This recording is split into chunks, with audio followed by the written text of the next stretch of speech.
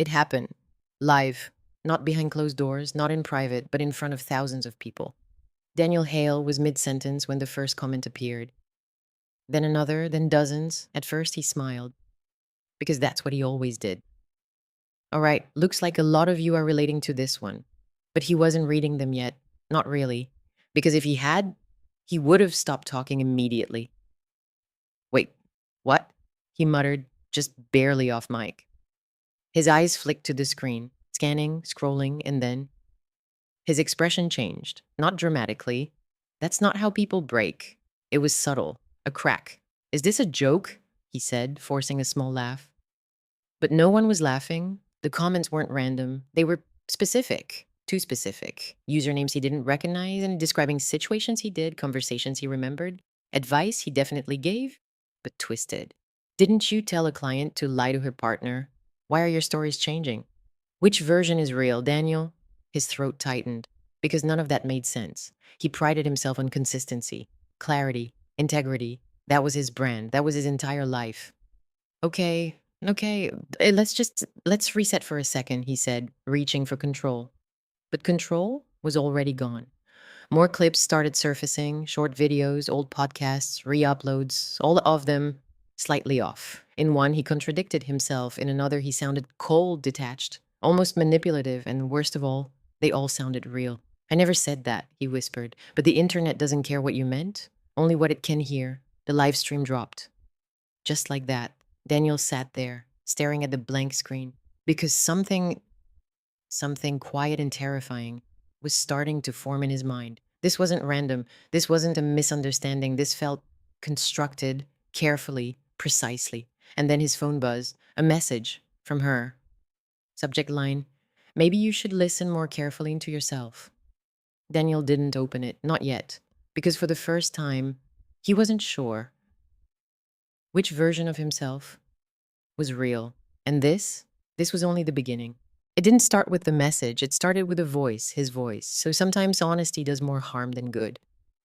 She froze, not because of what he said, but because of how he said it. Cold, measured, detached in a way she had never heard before. The clip had been sent anonymously, no context, no explanation, just that. At first, she thought it was edited, taken out of context. It had to be. Because Daniel, her husband, built his entire life on the opposite idea: honesty, transparency, emotional safety. That's what people came to him for. That's what they trusted. That's what she trusted. So she did what most people would do. She looked for proof it wasn't real. She found the full episode, listened to it twice, and the clip was accurate. Worse, it wasn't a one time thing. There were others, different episodes, different clients, same tone, same subtle shift, advice that almost sounded right, but leaned just slightly in the wrong direction. Maybe you don't need to tell them everything. Some truths just complicate things. Protecting yourself isn't the same as lying, each one small, defensible. But together, they form something else entirely, a pattern. That's when the second piece fell into place. The late nights, the client emergencies, the way he'd step into another room and lower his voice, the way he smiled at his phone, just slightly, when he thought she wasn't looking. And suddenly, it wasn't just his advice that had changed, he had. She didn't confront him, didn't ask questions, didn't give him the chance to lie, because she already knew. Instead, she listened carefully, not to what he said publicly, but to what slipped through. His phrasing, his tone, the way he framed people as problems to manage instead of emotions to understand. That's where she found it, the shift. The version of him he didn't think anyone noticed. And once she saw it, she couldn't unsee it. So she made a decision not to expose him, not to leave, but to reflect him perfectly. The first move was almost invisible. She started asking questions, not confrontational ones, careful ones. What would you tell someone in my position? She asked one evening, her tone neutral, almost curious. Daniel didn't hesitate. I'd say, you don't have to react emotionally right away. Take control of the situation first. She nodded slowly. Take control, she repeated, and he smiled. Because to him, that sounded like trust, but to her, that was permission. From that moment on, she began collecting him, not physically, behaviorally, his phrases, his beliefs, his contradictions, every subtle inconsistency between who he claimed to be and who he actually was. Then She started feeding it back, not all at once. That would have been obvious. Too fast. Instead, she placed small hypothetical scenarios into his world, stories, clients, situations that mirrored his own behavior, but just distorted enough. And every time, he responded, clarifying, adjusting, justifying, and without realizing it, he began shifting publicly. His advice became less stable, less certain, because now he wasn't just speaking from expertise. He was defending something himself. And that's when she made her first real move. She uploaded the clip, the one that started everything, not altered, not fake, just isolated, removed from context, and placed exactly where it would be seen. Because the truth, out of context, can be far more dangerous than a lie. And Daniel, he had no idea that the first domino had already fallen. At first, Daniel tried to fix it. That's what he was good at: control the narrative, reframe the context, clarify the intention. He posted a response video the next morning. Calm, professional, measured. I think some of my recent content has been misunderstood. He explained the clip, added context, rebuilt the meaning, and for a moment, it worked. Supportive comments, loyal followers defending him, but then something shifted. Another clip surfaced, then another and another, each one small, each one defensible.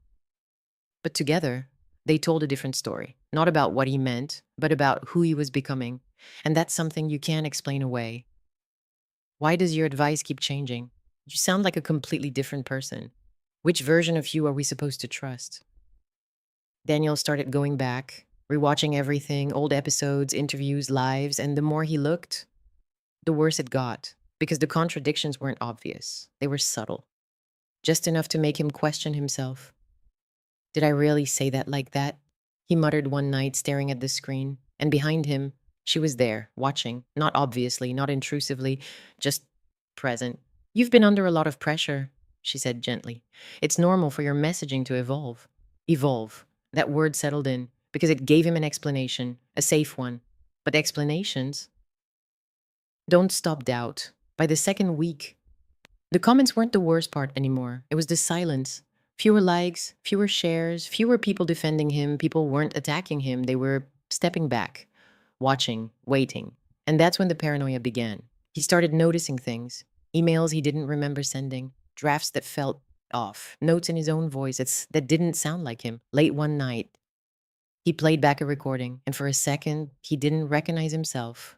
Not the words, the intention. It sounded calculated, detached, almost manipulative. That's not me, he whispered. But the problem was, it was, or at least it sounded exactly like him. And once that doubt gets in, it doesn't leave, it spreads. So if you're listening right now and you think you'd notice something like this happening to you, let me ask you something. How many times have you heard your own voice and thought, that doesn't sound like me? Because Daniel kept hearing that over and over again. And the more he tried to fix it, the more material appeared. Another clip, this one worse. A client story that mirrored his own life. A man, successful, respected, hiding something, and the advice, cold, strategic, almost like instructions. Daniel felt his stomach drop because he remembered that conversation. But not like this, not framed this way. He turned slowly, looked at her. She met his eyes, calm, steady. Something wrong? She asked, and for a second, he almost said it, almost asked her, but instead, he shook his head. No, it's nothing. Because deep down, he wasn't ready to hear the answer, and she knew that, so she just nodded and let him keep unraveling. Because by now, he wasn't defending his reputation anymore. He was questioning his reality. And once that starts, there's no clean way out. It didn't collapse all at once. That would have been easier, cleaner, understandable. Instead, it unraveled in layers. The sponsors were first.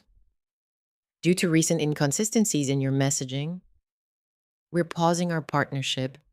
We value authenticity. Authenticity. That word again. Daniel read the emails twice, then a third time, because none of it made sense. He hadn't lied, not really. He just adjusted things, framed them differently, like he always did. But now, that same skill looked like manipulation. Then came the clients, cancellations, no-shows, refund requests, and the messages were worse than the silence. I don't feel safe taking your advice anymore. You sound different now. I don't think you believe what you say. That one stayed with him because he didn't know if it was true. The final blow came quietly. A collaboration request withdrawn, a public statement released, a compilation video, minutes of his own words, contradicting, shifting, fracturing, not edited, not faked, just arranged. And suddenly, there it was, a version of Daniel Hale no one could trust. His following dropped, not dramatically, but steadily, like people quietly leaving a room, one by one, until he was alone. That night, he didn't go live, didn't post, didn't respond. He just sat there, in the dark, rewatching everything. And that's when he saw it, not the clips, not the edits, the pattern, every contradiction. Came after a conversation with her. Every shift in tone followed something she said. Every new perspective was something she had introduced slowly, carefully, like she was guiding him. No, he whispered. That didn't make sense. It couldn't until he opened his notes, old drafts, voice memos, session outlines. And there it was, her language, his voice, blended so perfectly. He couldn't tell where one ended and the other began. His breathing changed, shallow now, uneven, because this wasn't just influence, this was design, every contradiction. Planted, every doubt cultivated, every piece of evidence positioned. And suddenly, he understood. This wasn't the internet turning on him. It was something much closer. He stood up, slowly, walked toward the living room. She was there. Of course she was. Same place, same posture, same calm expression. You're quiet tonight, she said gently. Like always. Daniel didn't sit, didn't speak right away. He just looked at her, really looked. And for the first time, he wasn't seeing his wife, he was seeing the architect. What did you do? He asked, not angry, not loud, just certain. And this time, she didn't deflect, didn't soften it. She just held his gaze and let the silence answer first. Because now, he was finally asking the right question. For a moment, she said nothing, just watched him, the same way she had from the very beginning, carefully, patiently. You built this, she said finally. Daniel blinked. No, he said, shaking his head. You, this is you. She stepped closer, not aggressive, not emotional, precise. You taught people how to trust you, she continued, how to believe you, how to follow your voice, a beat. So I made sure they heard it. Daniel's breathing faltered. The clips, the contradictions, he whispered. She nodded slightly. Real, she said, and every single one. I didn't change who you were. Her eyes didn't leave his. I just removed the parts that protected you. Silence. Heavy, final. And then she said it, the one thing he hadn't let himself think. The late nights, she said softly. The messages. The voice you used when you thought I wasn't listening. Daniel froze. You knew, he whispered. From the beginning, she said. No anger, no sadness, just truth. I gave you space to tell me, she added. A small pause. You chose not to. And suddenly, everything made sense. Not the clips, not the backlash, her. Every question she asked, every curious conversation, every moment she let him explain himself. She wasn't listening, she was collecting, and then using it. I didn't expose you, Daniel, she said quietly. I let you explain yourself to everyone, a beat. And they believed you. Because that was the worst part, not that she destroyed him, but that she did it. Using him. If you've been listening this far, you already know the most dangerous people aren't the ones who fight you, they're the ones who understand you. So before you go, before the next story starts, ask yourself this: who in your life listens to you that closely? And what would they do if they ever stopped loving you? Another story is waiting. And this one? It's even worse.